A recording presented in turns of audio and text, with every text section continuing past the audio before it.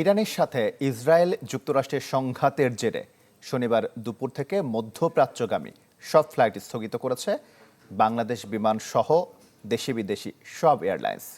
আর হঠাৎ এমন পরিস্থিতিতে ঢাকার শাহজালাল বিমানবন্দরে আসা প্রবাসীরা পড়েছেন ভোগান্তিতে। ইরানের সঙ্গে ইসরায়েল যুক্তরাষ্ট্র সংঘাতের জেরে বন্ধ রয়েছে মধ্যপ্রাচ্যের অনেক দেশের আকাশসীমা। ঢালাইয়ের সেরা প্রিমিয়ার সিমেন্ট।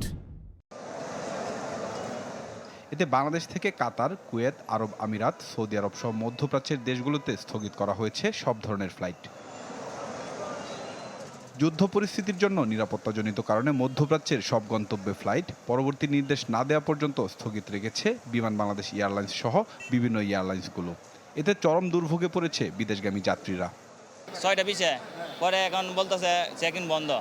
দুবাই, আবুধাবি কিসের জন্য এটা বলতে পারি না, খালি বলতেছে বন্ধ বন্ধ এগুলি। এত দূর থেকে আসি, এখন আমি কিছুই বুঝতেছি না, আমি কার সাথে যোগাযোগ করবাম, কই যাইম। ক্যান্সেল হয়েছে ঠিক আছে, কিন্তু আমরা পরবর্তী কি করণীয় আছে বা আমরা কোথায় গেলে টিকিটটা আমরা করে আসবো, এগুলো তো কিন্তু কিছু আমাদেরকে জানাইতেছে না। এদিকে নিরাপত্তার জন্য মধ্যপ্রাচ্যগামী ফ্লাইট স্থগিত রাখার কথা জানিয়েছে বিমানবন্দরের পরিচালক। পরবর্তী নির্দেশ যদি না দেওয়া পর্যন্ত ওই লাইন যদি না খুলে এয়ারলাইন্স তো নিয়ে রাখতে পারবে না, প্যাসেঞ্জারদেরও তাদের সকলকে ধৈর্যের সাথে সিচুয়েশনটাকে মোকাবেলা করতে হবে। যখনই সিচুয়েশন নর্মাল হবে এয়ারলাইন্স গুলো আবার এগুলোকে ফ্লাইট গুলোকে রিশিডিউল করে দেবে। তবে এয়ারলাইন্সগুলো বলছে যুদ্ধ পরিস্থিতি পর্যবেক্ষণ করছেন তারা, পরিস্থিতি স্বাভাবিক হলেই ফ্লাইট পরিচালনা শুরু করবেন।